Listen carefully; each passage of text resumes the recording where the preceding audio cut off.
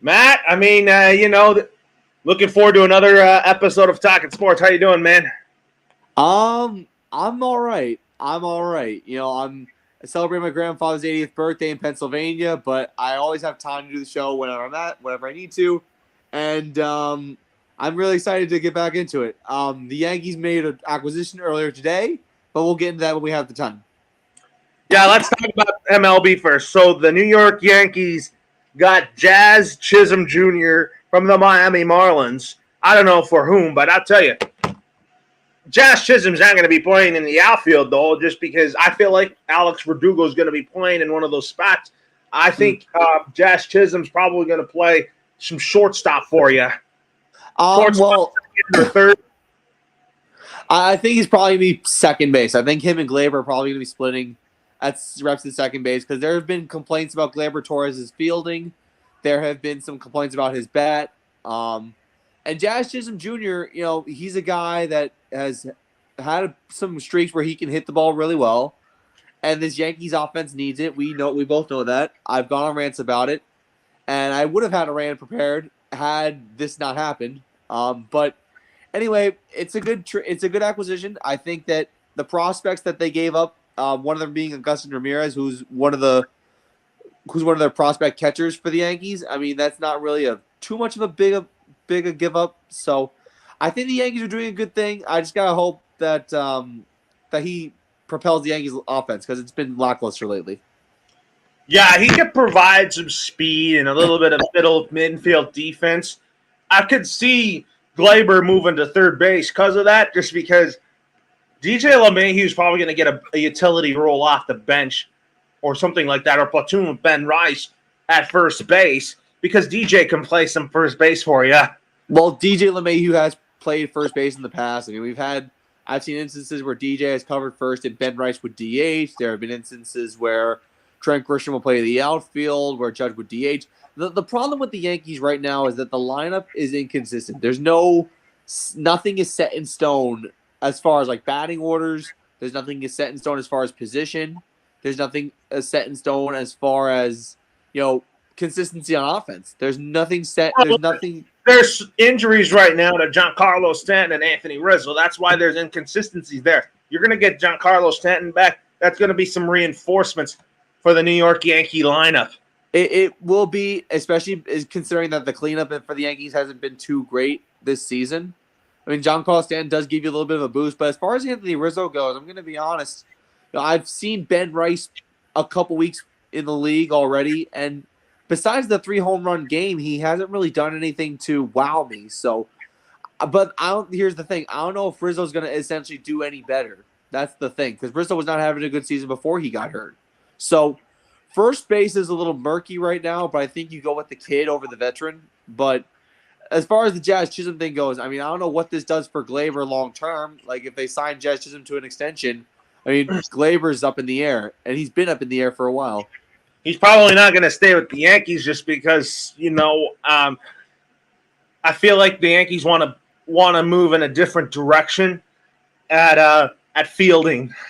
Yeah, no, in the infield, it's murky. Like I said, second base is a hard position to play. I mean, you got your shortstop in Anthony Volpe, but as far as like your second base, I mean, before you acquired Jazz Chisholm, Glaber was all you had. So clearly, there's pressure on Torres to perform, and whether or not he can handle that well or succumb to pressure is going to be all up to him. Oh, yeah, and then we also talked about the Yankees yesterday. I mean, not only they needed to adjust their lineup a little bit, when you talk about their high-scoring loss of the Boston Red Sox last night, It told me that they need to upgrade at closer after their 9-7 loss to the Red Sox. And I'll tell you, this was a game the Yankees should have had. Yeah, no, it was a game they should have had. I mean, Judge hit a home run 470 feet right below the scoreboard at Fenway Park. That should have given the Yankees momentum. Then Austin Wells hit a home run right after that to give them a 7-4 lead. And then once Clay Holmes came in to try to close it out, it just imploded. And I've had a good 2-3 years of watching Clay Holmes to the point where now I know that he's just not it. Not really the closer of the future for the New York Yankees. No, definitely a far cry from Mariano Rivera, that's for sure. I do have my eyes set on Mason Miller of the Oakland A's. But he's hurt right now. Yeah, he's hurt right now, but I feel like in the future, if you can acquire Mason Miller to be your closer for the future, I think that'd be a good idea. But like as far as like who's going to close now for the Yankees, I don't want it to be Clay Holmes. But the problem for the Yankees is that they don't have a lot of arms in their bullpen to use from. Yeah, they don't. They gotta need to be a little aggressive at getting a bullpen arm, like a Tanner Scott, or get a guy like a David Bednar or Carlos Estevez from the Angels. No, those are good names. Those are really good names. I think that if we get a bullpen guy, I would like Tanner Scott, the best of all of them. But I think that if you get a bullpen arm that, number one, saves Clay Holmes from ever being used, which I don't want him to ever be used ever again, and then think of who we haven't seen. We haven't seen Scott Efros. We haven't seen Trevino. We haven't seen we've gotten Mike Tonkin a little bit, but he's kind of fallen off a little. So this Yankee bullpen has been lackluster to say the least. And if you talk about it, the Yankee bullpen, them being lackluster, the point I was going to make, the rotation has been pretty decent for the most part without Garrett Cole. Now Garrett Cole's just starting to get his feet wet. Yeah, well, Cole's starting to find his footing, and that's always good. It's just the rotation is hit or miss. You know, there are going to be games where they're going to do well, but the offense doesn't. And then there are going to be games where the offense has to carry a struggling pitching staff, and they can't. So it's really like it's inconsistencies, and not just on both sides. And that's why the Yankees had to be aggressors at the deadline. I mean, they've made their first big move, but I feel like there has to be more left that they need to do. And this is a big test for Brian Cashman to see if he actually cares about his job and whether or not how much he's willing to stay. Well, and then there's also rumblings that this upcoming offseason, you know, the Yankees are going to give Jason Dominguez a leeway to start in one of the outfield spots, which I think Jason Dominguez is going to be an everyday player for you guys next year. Yeah, I mean, thank God he wasn't one of the prospects we gave up to get Jazz Chisholm. Dominguez was the spark late last year that the Yankees could use now, especially because you can't pin your entire offense on two people every single game. And you know who I'm talking about. Judge and Soto. Yeah, literally. It's just those two guys. So you need a third bat in the lineup to basically say, you know what, we have a little bit of a chance. We have a spark. Because outside of 2 and 3, it's mostly dead. Well, you got Spencer coming up.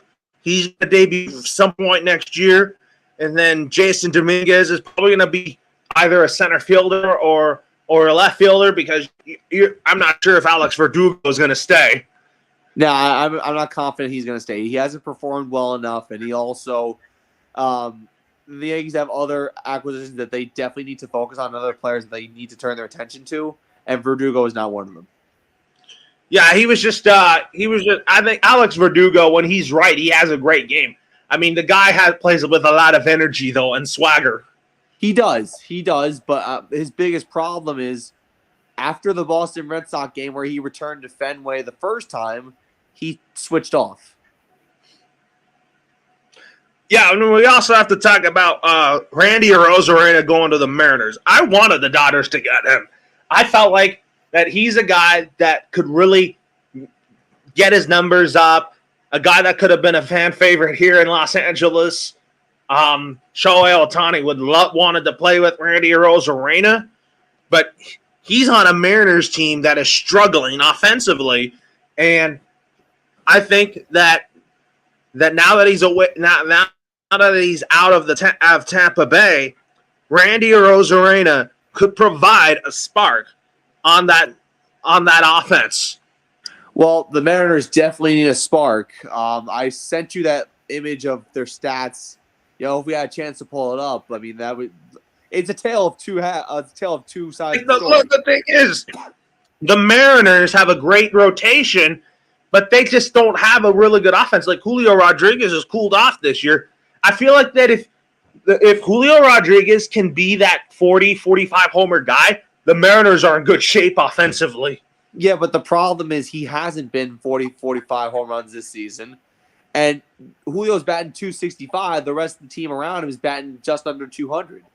And that's why the average is at 216, because you got guys like Ty France and guys like, Eugenio Suarez who are batting underwhelmingly bad. And when you bring in Randy Arozarena, who also hasn't had a great year, he's batting 211.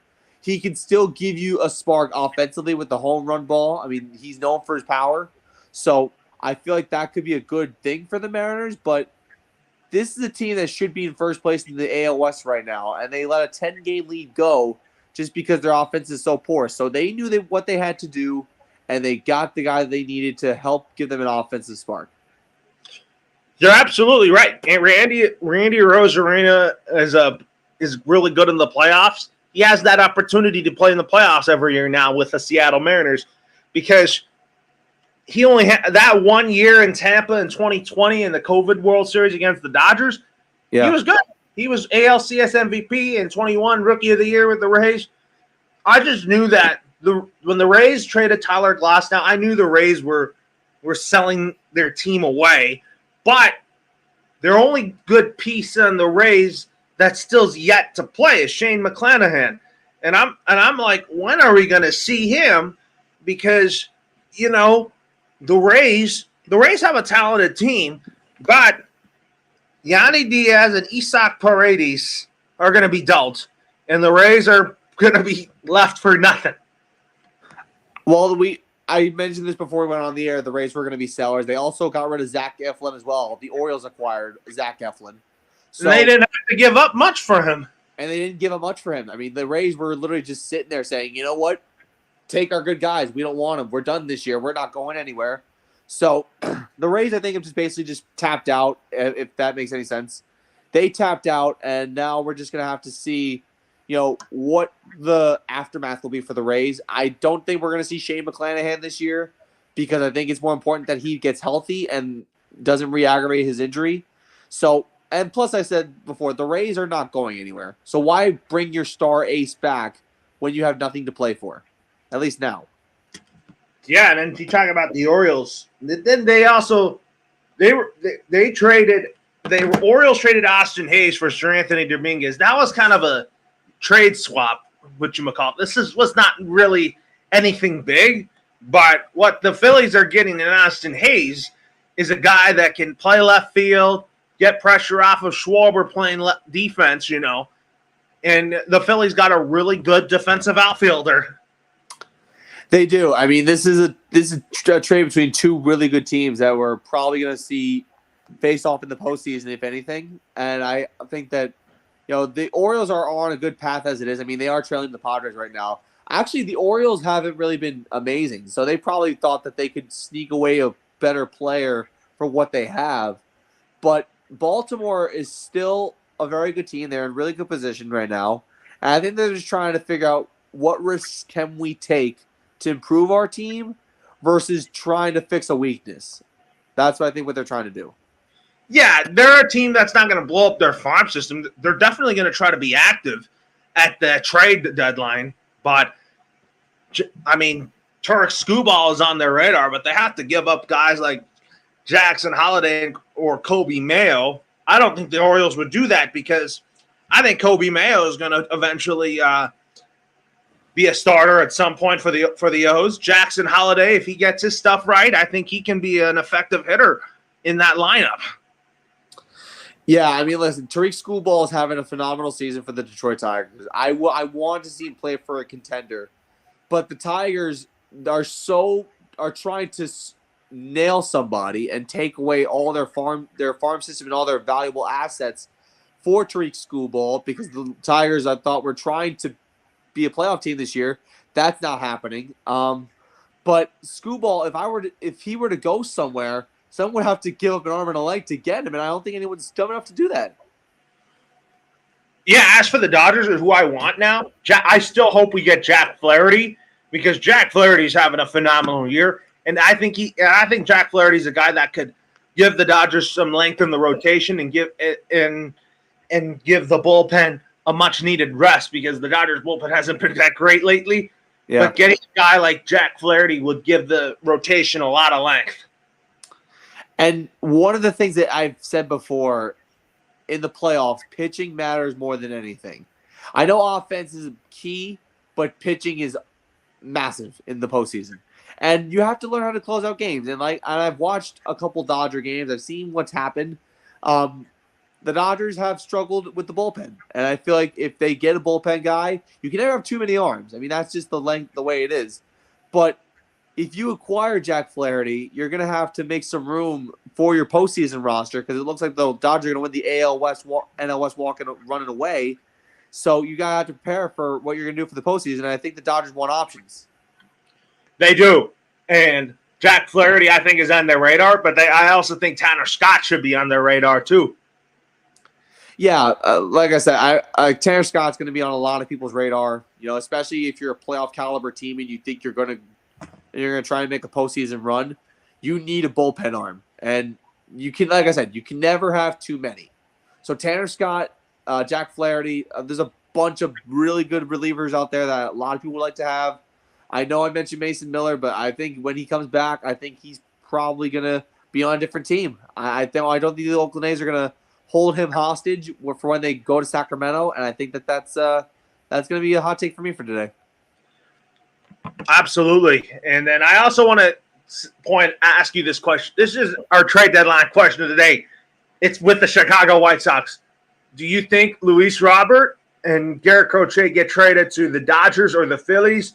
Because the Dodgers have been heavily high on Luis Robert, but my concern is that Jerry Reinsdorf and the White Sox organization are being too greedy with the asking price for both. I know we've talked about the White Sox quite a bit on the program because they're in uncharted territory compared to the other 29 teams in the league. I don't think the White Sox want to give up Luis Robert. I think you said it hit before. The asking price for Robert's going to be really, really high because he's the only good hitter they got. I think Crochet is probably more reasonable because the White Sox, if they're going to platoon and give up everything and give up on the year, they're basically they might as well just give up some of their guys, but not all of their guys. I think Luis Robert's the guy that you build around for the White Sox. And then for Crochet, I think that I can see him. I've heard the Dodgers wanting to pursue him, and I think that maybe that's more. But the thing about Crochet is he's going to want a contract extension. And yeah, that's a big detail. And he's a guy that is just coming off of Tommy John surgery and there's a lot of rumored about him moving to the bullpen, but Garrett Crochet has made it clear that he wants to stay in the rotation because that's what's best for him and his health. Well, then he's betting on himself probably too much because if you're going to try and say, I want a contract as soon as I come into your house, that's a red flag because you are basically putting yourself on notice saying, I want this, and if you don't give it to me, I'm not coming. So Garrett Crochet is really bumping up his asking price to try to land on a team, but the only thing you're doing is hurting yourself because you're getting greedy.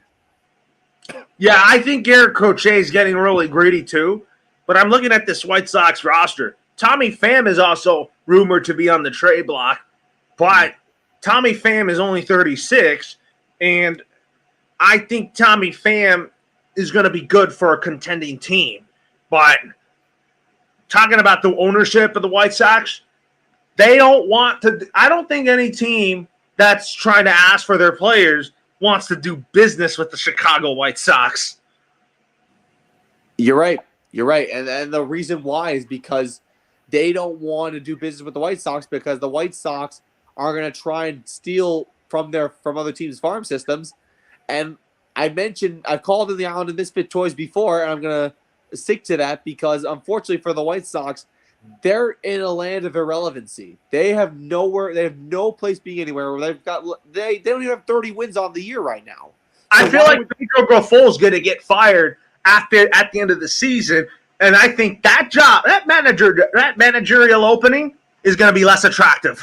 It's not. It's not going to be attractive at all. And I think if you're a team that doesn't even have 30 wins at this point in the year, and you have a few players, and you're going to try to be greedy and steal from them and make off like a bandit, it's not going to work. I mean, right now the White Sox look horrible, not just on the field, but also in the office. Because in the office, they're trying to fleece people, and that's not going to happen. I mean, all 29 other organizations in Major League Baseball are too smart to deal with the Chicago White Sox. Yeah, you're right. I mean, talk about what if the Dodgers get Luis Robert. I think Luis Robert is a guy that could really help with the Dodgers outfield situation because one of the Dodgers outfield is still kind of has been kind of bad this year. But if you look at a guy that has 220 average, 12 home runs, I feel like the Dodgers hitting staff could help Luis Robert get back on track. I mean, if you're playing on a staff like the Dodgers staff and you're basically involved in their offense, you're gonna gain a little bit more confidence playing with them. But like I said, I mean, the White Sox are gonna try and drill the Dodgers for him. But I think Luis Robert, I think it depends on his desire. I think it will really be based on whether or not Luis Robert wants to leave Chicago. And you know what? I don't think he wants to leave the White Sox. I don't think he wants to either. I'm thinking that, like, if he wants to leave Chicago, he would have made off and said, you know what, I'm on the market. I don't want to play for the White Sox anymore. But that hasn't happened. And I think the White Sox know that he's got some value, and I don't think they want to deal him away. Looking at the White Sox start to the second half, they have not won a game in the start of the second half of the season. They just got swept by the Royals. They just got swept by the Rangers as usual. Wow. You're not going to expect a lot from them, and then they just got blown out of the water by the Mariners last night, and they're probably going to lose the series again. Unbelievable. Look at how bad they are. Yeah, like I said, they only have 30 wins on the year. Horrible. Yeah, that just tells me that this team, them and the Rockies are dysfunctional, but I think the Rockies are a lot better than the White Sox. Well, at least neither team has a good front office, but at least one team is more competent than the other. That's for sure. Yeah, are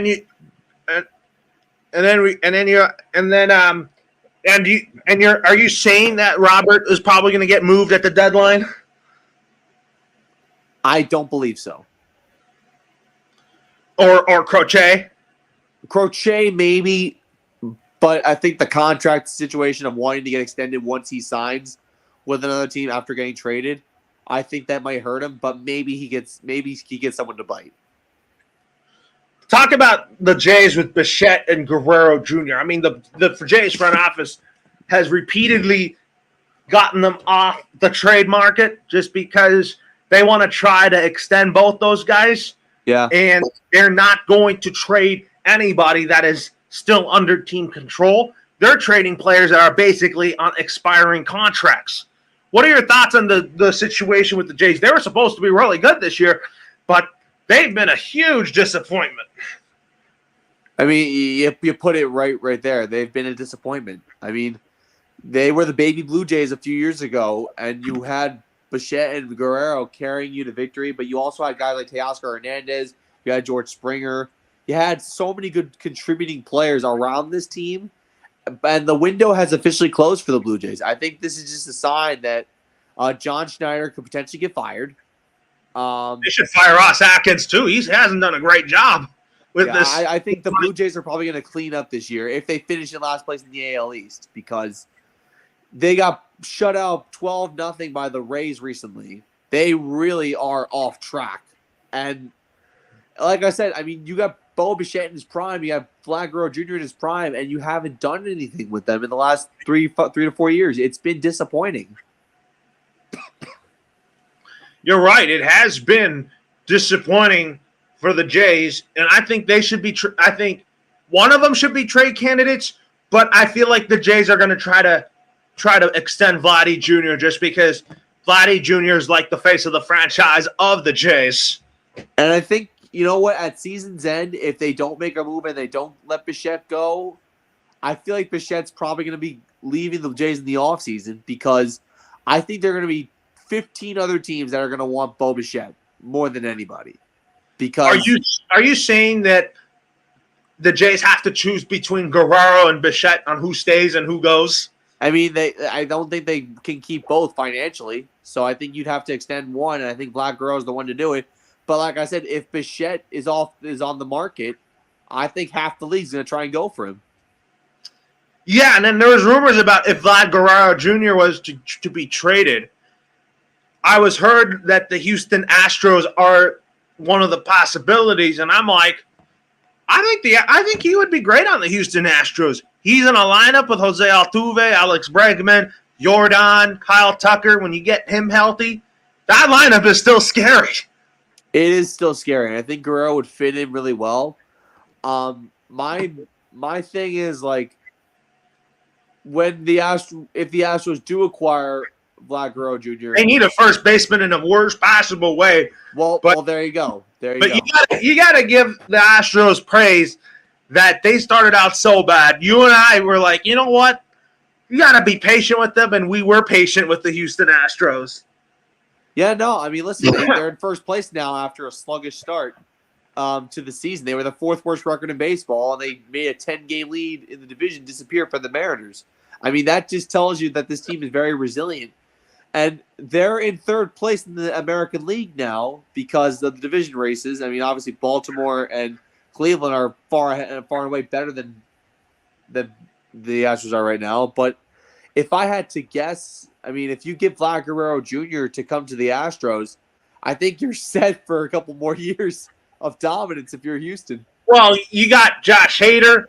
My only question mark on the Houston Astros is the rotation besides Framber Valdez and Ronel Blanco.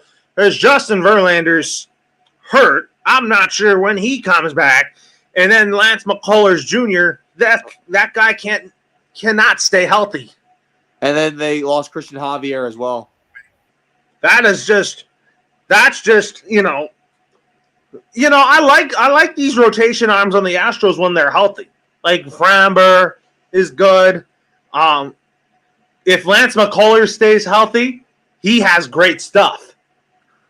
And then I'm thinking that at some point the Astros are going to try to move on from Verlander because Verlander's past the age of 40.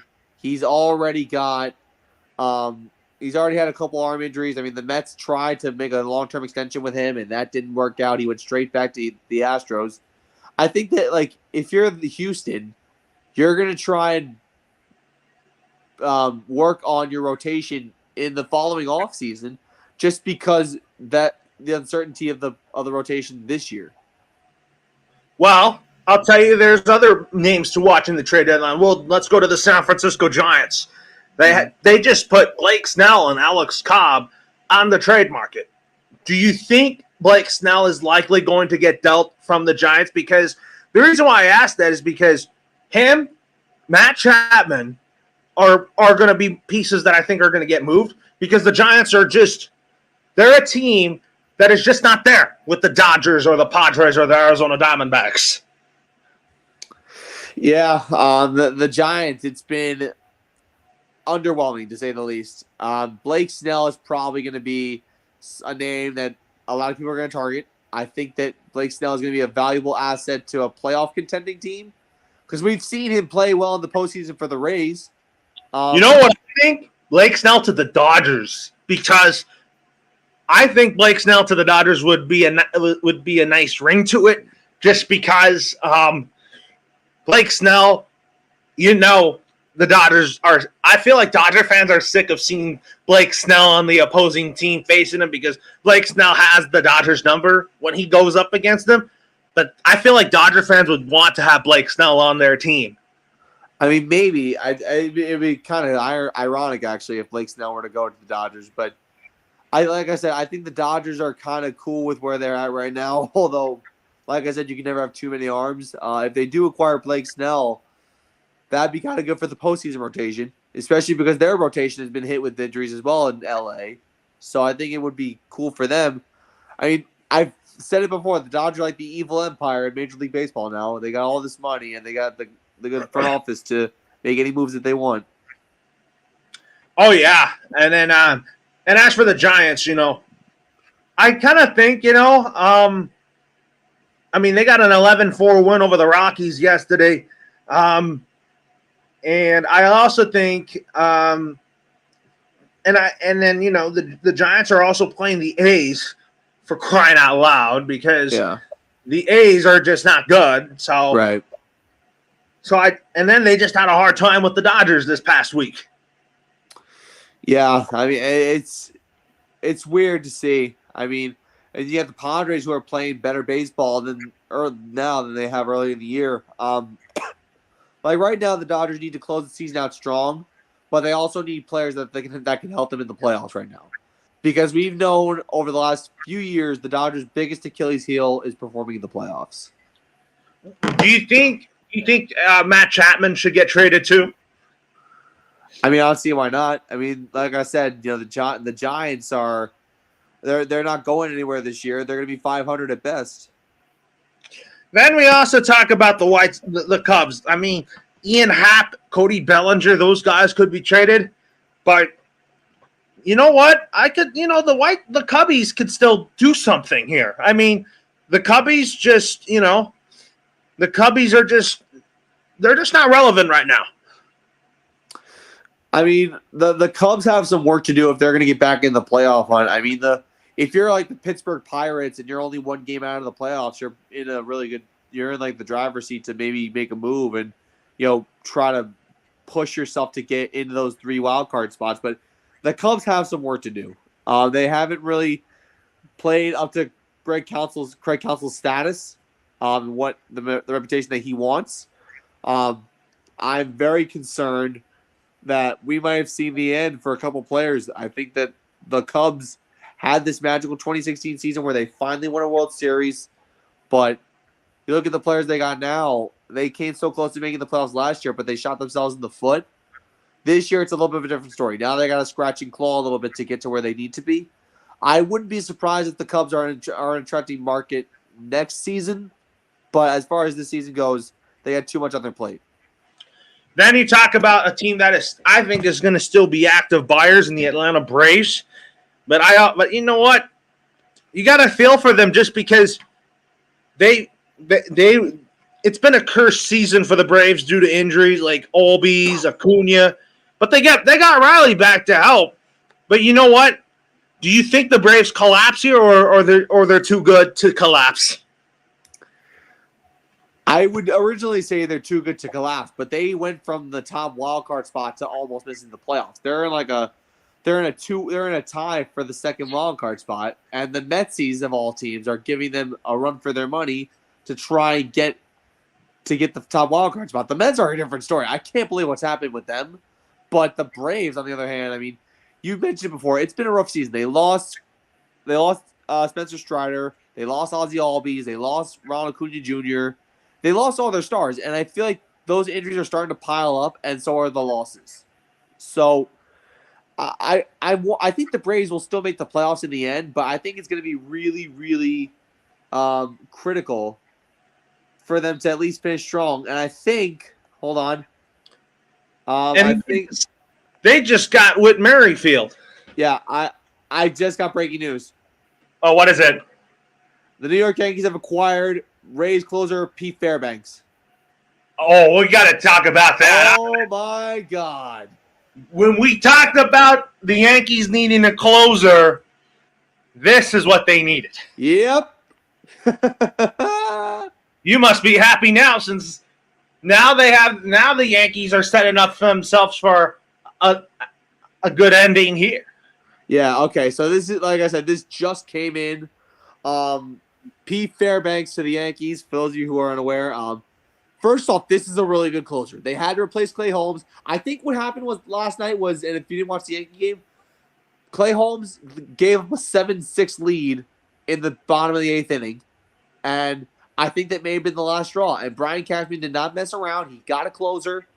And we'll see how Pete Fairbanks does. But I've seen Pete Fairbanks play a lot. And he's very, very solid at closing games out. That's a good addition for the Yankees here, just because, they needed a closer. They needed a guy that is going to be reliable in the 9th inning. And I think the New York Yankees really nailed this trade. Yeah, they got what they needed. There's no details yet. This is just coming in. So when the details come up, you'll probably hear from us or from some other source um, what the details are. But I'm very, very shocked at this. I can't believe they actually pulled this off as we were on the air, and I was saying they needed a closer. I guess the gods heard my prayers. Oh, yeah, they did. And then we were talking about the Braves. I was saying the Braves just got Whit Merrifield to help with Albies. But you know what? When they get Ozzy Albies back, I think that's going to be enough for the Braves to make the playoffs. I'm glad the injury happened now. Yeah. I'm pretty sure that's going to happen. I mean, Whit Merrifield is a good player, but the Braves are trying to get talent to replace injuries. And I think I'm getting a rumor now that apparently Isaiah Paredes is also on the trade block. The Rays are just officially they're done. They're done. Isaac Paredes is on the might be playing some of these players that are traded in my show league next year. It might be. I mean, this just confirms that they just put Paredes on the trade block of it. Like I said, news is coming into the show as we speak. We also have Danny Jansen going to the Boston Red Sox. Is that new? That is new. That is real. The Blue Jays are giving up one of their catchers. They had to give up either him or Alejandro Kirk. Wow. So this is also new. So the Red Sox are making a push too. I mean, they're only one game out of a playoff spot. So like I said, if you're contending for a playoff spot right now or you're trying to seal a division race, I mean, you're going to try and make moves. And the Blue Jays are clearly selling. The Rays are clearly selling. The Red Sox, we thought they were fine with what they had, but clearly they're not satisfied. Yeah, and then right now the Astros are targeting rentals as Flaherty and Kikuchi. I think they got to get Kikuchi if I were them. Wow, so you say Kikuchi's also on the market? Oh, yeah. And then the Dodgers right now, they just placed Freddie Freeman on family emergency leave. His son, Max, is sick, so he's missing the Astros series, which is kind of a blow because the Dodgers offense is kind of depleted at the moment without Mookie and Max Muncy. But what matters is that Freddie Freeman takes care of it now than later. Right. No, I obviously prayers to Freddie Freeman and his family. I hope everything is well. But for those of you who are just tuning in, we've gotten a couple of breaking news alerts from Major League Baseball. For those of you who want me to repeat it, I just broke the news. The Yankees have acquired Pete Fairbanks, and the Braves have put Isaiah Paredes in the trade block. And then Loro reported recently that Danny Jansen is going to the Boston Red Sox. And Pete Fairbanks to the Yankees is going to be good. I'm not sure how long he's under contract for because, you know, Pete Fairbanks is going to be I think he's a closer that I think is going to – he's a pitcher that I think is going to get it done. Yeah. Actually, you got a guaranteed year of Pete Fairbanks in 25, and then he has a club option for 26, and then he's a free agent following the 26 season if that club option gets picked up. And so I think, like, in that, now that you mentioned that information, I think that the Yankees want to give someone else a try because we've seen 3 years of Clay Holmes, like I said, and it hasn't worked out. And I think last night, like I said, was a massive indicator that we needed another answer. And they basically said, you know what, we'll give this guy a chance. Like I said, I don't know what the assets the Rays acquired for him are, but when those come in, I'll definitely make sure that I'm aware. But like I said, you know, I think it's time for a new closer. I mean, the Yankees have not had good closers since Mariano Rivera retired, and I think here is just a case in point. Yeah, when the Dodgers get a lot of their injured guys back, do you think the Dodgers are going to be scary in the playoffs? They should be. So anyways, now we'll talk some football here. Yeah. We'll start with the Pro Football Hall of Fame class as they'll be enshrined next week. I mean, which speech are you looking forward to hearing? For me, I'm excited to hear the speech of Devin Hester and Julius Peppers. I'm happy that Devin Hester finally got in the Hall of Fame. You know, he should have made it last year. I mean, he got really, really screwed. But I mean, this is one of the rare times that you watch someone play the game of football, and you're just in awe of what he could do. I mean, Devin Hester brought chills to my spine watching him return a kickoff or a punt or any type of return for a touchdown. And we've seen this from time to time. Returners and special teamers get left off because they say special teams is the third of the game. It really isn't, but special teamers are critical. I wouldn't say they're necessarily monumentally important, but they're critical. I mean, if you get a guy like Devin Hester who can return a kickoff 90-something yards to the house, yeah, that's just amazing. He's just dynamic. He was amazing. I'm looking forward to hearing what he has to say. I'm looking forward to what Patrick Willis has to say. I mean, this is a guy who played 7 seasons in the NFL, and he got in. What about Andre Johnson? Andre Johnson, a Houston Texans legend. Yeah, I mean, the first real Texan to break out of his shell. And the fact that he made it in the Hall of Fame, I think that was really cool. I'm glad that they actually acknowledged him. And I think the Texans have something to celebrate historically. Yeah, they do. Fine. And then you're also talking about guys like Steve McMichael, Randy Grishard, Dwight Freeney. Those are guys that, are really well deserving. But I think if you talk about next year's class, next year's class, I think Brandon Marshall should be in next year. That's a hot take in itself. Trying to look here at who's eligible for next year. Like, I know one guy who's eligible right out of the gate. Who? Eli Manning. Yeah, or Antonio Gates from the Chargers. I got the whole list here. Okay, here we go. Next year's eligible candidates are as follows: Luke Kuechly, Eli Manning, Earl Thomas, Marshawn Lynch, Adam Vinatieri, your boy, Clay Matthews, Terrell Suggs, Joe Staley, Vernon Davis, Aqib Talib, Ryan Khalil, and Marshall Yanda. For me, who I think should get in that class is Eli Manning. Thank you.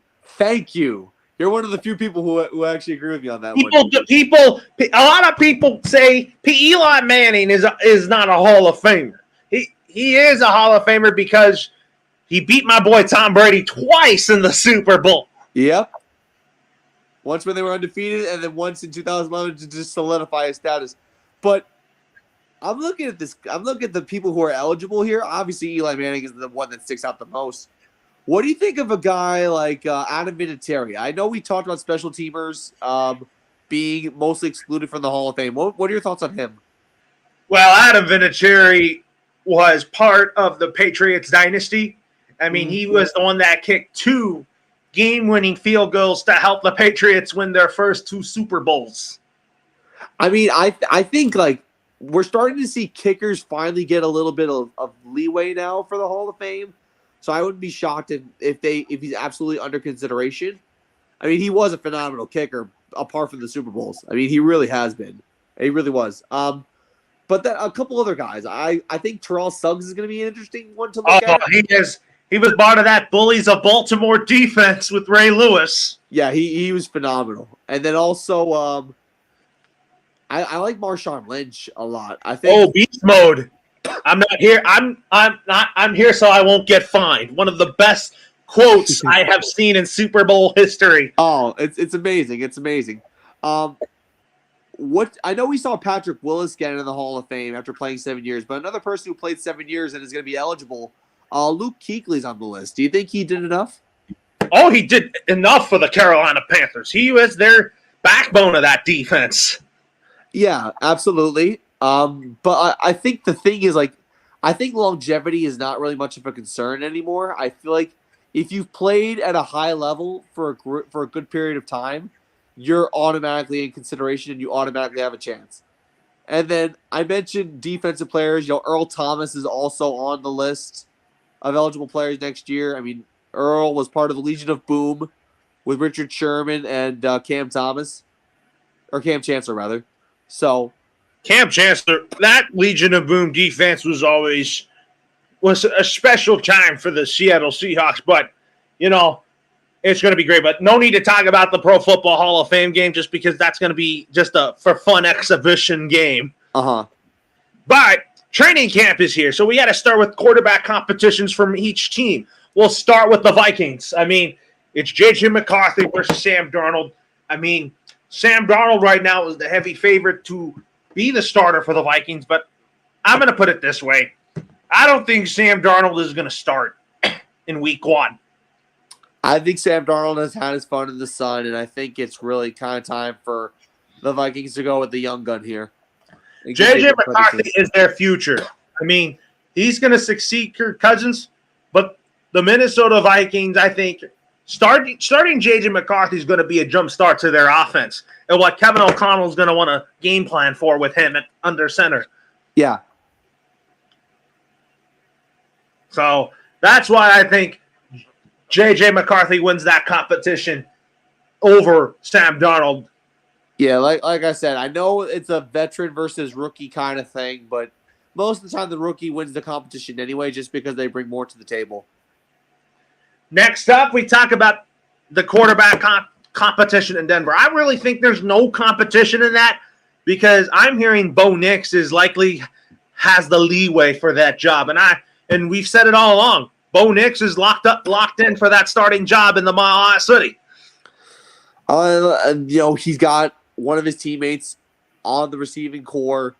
I don't think Denver has a lot of quarterback competition anyway. I mean, you're talking Zach Wilson being the backup quarterback. I mean, come on now. Or Jarrett Stidham, former Patriot. Or Jarrett Stidham, no matter who it is. Yeah, it's going to be tough.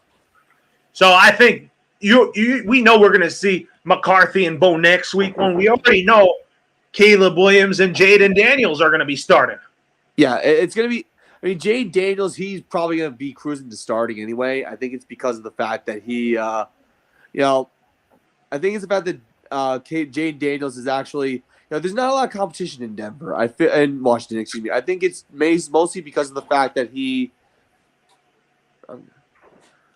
who's that? Someone just coming in for a really quick second. I got a repairman coming in for a little bit. But anyway, I think, a repairman in the show. A repairman coming in. But anyway, I just feel like when it comes to Washington, they don't have a lot of options at quarterback. I feel like that's really their best case is Jaden Daniels. And plus they got a lot of talent. I mean, you can't get any worse than Sam Howell last year. And then you brought up Drake May potentially being a starter. I think that we mentioned Jacoby Brissett is in the driver's seat, supposedly. I think that's false. I think it's mainly because Jacoby Brissett has experience with the system, but this is a new era. And I think we are in a new era in Foxborough. Drake May's going to come in and start against the Bengals. And you know what? Drake May, I think, is going to be a really good – I think Drake May is going to be really good for the Patriots. Yeah, I agree.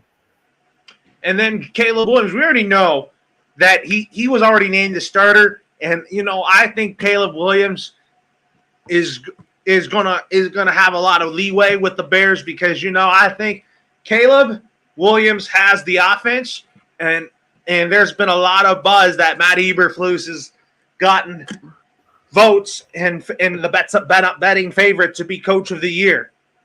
Well, it's because the rookie quarterback, rookie receiver tandem that Chicago has. And you got to also remember, they have Keenan Allen on the receiving core as well. I mean, Keenan Allen, for all intents and purposes, he may be old, but he still can play at a high level. I mean, that's the thing with the Bears. They got a lot of exciting talent around them. They also have Cole Kmet.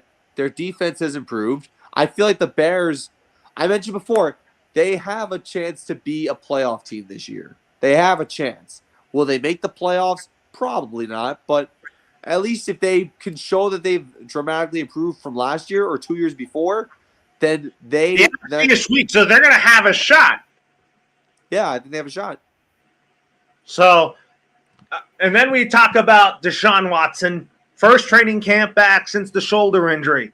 Yeah. Are you optimistic or not optimistic that he is going to get out of his shell? I'm cautiously optimistic.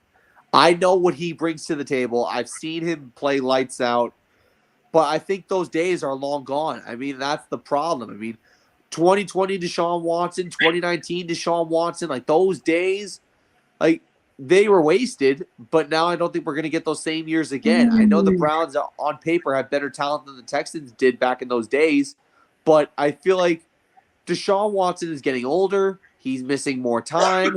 He's not, getting as many reps. I mean, we saw Joe Flacco replace him and take them to the playoffs. I think the Browns have Deshaun Watson as their quarterback, and I don't think I think they're putting their trust in him, but I don't necessarily think he's going to be the answer moving forward.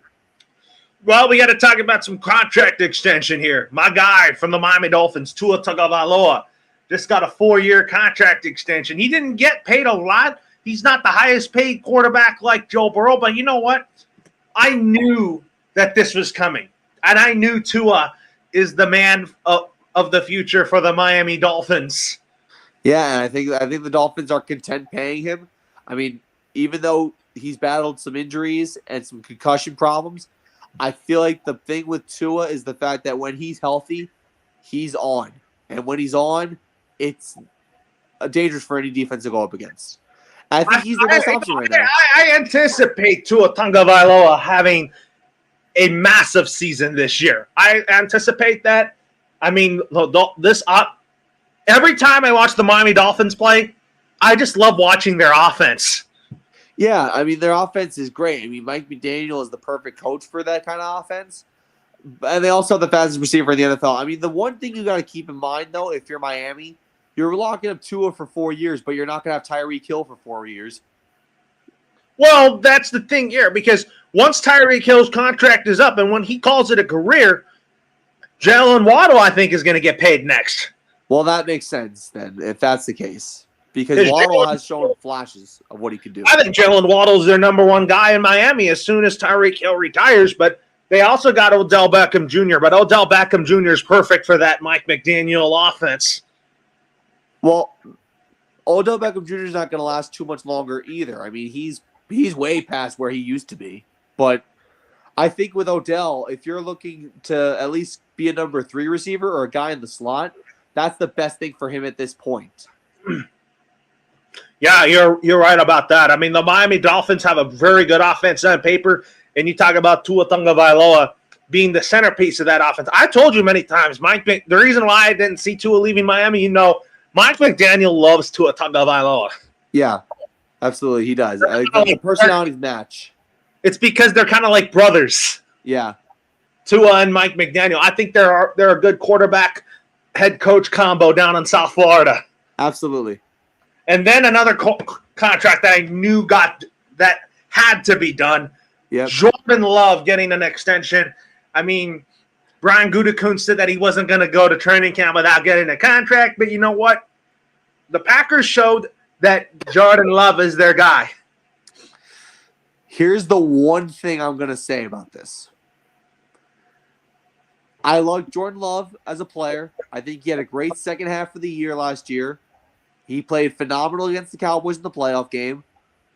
Having said that, the Packers gave Jordan Love an extension with 1 year of a sample size. Because unlike Tua, Jordan Love only played 1 full season. We saw Tua play 3-4 years before he got the extension. And I feel like that's a good sample size to say, okay, this is our guy. Jordan Love, I mean, you don't know what's going to happen this year. I mean, he looked phenomenal second half of the year last year, but that's only 1 half a season. So you're giving Jordan Love an extension and saying, okay, we have faith in you. We don't have a big sample size on you, but we have faith in you. Oh, yeah. I mean, I think Jordan Love, the Packers are going to be great this year with Detroit. And I give Green Bay the slight edge, like I said, over Detroit, just because I think Jordan Love is going to have a great second year as the Packers starting quarterback, and you kind of are different with me on that, and you still love the Detroit Lions in that division because of the whole Dan Campbell effect. I mean, listen. I could boast about the Lions as much as I want to, but I think Jordan Love is good. Don't get me wrong. I think he's good, but like after 1 year, you're betting the house on him. And I talk about average annual value, and for those of you who don't know what average annual value is how much you're getting paid per year. Jordan Love is getting paid $55 million in average annual value. That's tied for the highest in the NFL with Joe Burrow and Trevor Lawrence. I mean, that's nuts. It's crazy. But, like, again, like, if you really think Jordan Love sitting behind Aaron Rodgers for 3 years was beneficial, then by all means, you can take that risk. But you're really putting yourself in on like a double-edged sword here because, number one, you're either going to get 15 more years out of Jordan Love and win playoff games with him, or year two, he bottoms out. I mean, so you're taking a gamble here. Yeah, you're absolutely right about that with Jordan Love, and I think this was worth the gamble for Ryan Gutekunst and the Green Bay Packers front office. I mean, it's ballsy. Don't get me wrong, it's ballsy to do this. But my big thing is like, can Jordan Love repeat this in his second year as a starter? Because, like I said before, he got drafted in 2020. Rodgers wasn't happy with it. Love sat behind Aaron Rodgers for 3 years. 2 of them were MVP seasons. Love gets his chance to start. First half of the year starts off slow, picks it up, and maybe he progresses. I mean, we've seen guys in Green Bay take what they've learned and excel. I mean, one of the things that we talked about with Brett Favre back in the 90s was the fact that he got better. We see guys like Aaron Rodgers got better. Jordan Love, do you see a similar trend that way? We'll have to see because we got to see what they both bring to the field. Right. So anyways, Matt, the next thing we got to talk about is New York Giants training camp. I mean, this is a training camp that's going to be very critical just because, Daniel Jones is still the starter, and I know you're not too happy with Daniel Jones. Right. So is this a make or break year for him when it comes to training camp and preseason play? Absolutely it is, because Daniel Jones was given an extension that he really should not have been given, $40 million in average annual value. We saw him revert back to the old form in 2023. 2022, he looked like he turned things around. Obviously, that was short-lived. He's in the year 2 of a 4-year extension. Whether or not the Giants can trade him after this year if he doesn't perform well is entirely up to them. I think there are several teams that can take on Daniel Jones' contract, but I don't think the Giants want to take a salary cap hit after if he's that bad and they want to trade him at the deadline. I feel like the Giants put Daniel Jones in a compromising position, but they put themselves in a compromising position by giving Jones the extension and not Saquon Barkley. Look, talking about the Patriots here at training camp, you said that Jacoby Brissett right now is getting QB1 reps. Drake May is eventually going to take that away. Yeah, that's what's going to happen. I just think that, there's so many opportunities for this kid. I've heard a lot of reports out of training camp, how good he is, how he throws the football like Tom Brady, how he does the play action like Tom Brady. I've heard so many things that are positive. And I think when we get to preseason, we'll start to see that in true form, what he's capable of. This is why I know people like to crap on preseason, but preseason is a very good indicator of what you can expect from rookies in the future. We've seen Russell Wilson win the starting job in Seattle as a rookie in 2012 because of the preseason. And I think that we also see quarterback controversies decided through preseason. Like, for example, last year, the Buccaneers, they had the quarterback controversy with Kyle Trask and Baker Mayfield. Baker won the job and won a playoff game. And I think this year, Pittsburgh Steelers, that's a conversation for a different segment. But preseason is important. I think I want to see what Drake May can do in a preseason game before he takes the regular season stage. Well, and then Jerry Jones just reported that the Dak deal won't compare to Jordan Love. But you know what? I think Dak Prescott's going to stay with the Cowboys because that's the only good thing they got. Yeah. But he's probably not going to get paid as much. If I had to put a number on it, it'd probably be like 4 years, $200 million. It'd be like $50 million a year, which is not bad. Do you still think Dak Prescott is still an elite quarterback in the league or not elite? Not elite. Wake me up when he wins the Super Bowl. What do you mean when you say wake me up when he wins the Super Bowl? It means that I don't want to hear this conversation about Dak being elite until he does serious damage in a playoff game when it matters. He hasn't done that. Don't be shocked. The Cowboys win 12 games like we talked about many times, and then they choke again in the playoffs. Again. If the Cowboys, let's play a game with the Cowboys, assuming they win 12 games. We know that's going to happen. Right. If the Cowboys lose in the Super Wild Card weekend, is Mike McCarthy fired? Yes. If the Cowboys lose in the divisional round, does Mike McCarthy get fired? Yes. If the Cowboys lose in the NFC Championship game, does he get fired? No. What if Mike McCarthy and the Cowboys go to the Super Bowl, does he get fired? No, and that won't happen. Those are just different scenarios of the Mike McCarthy. I know. I believe you. I know. I'm just throwing out the Mike McCarthy scenarios just because, this is a make or break year for him as a head coach.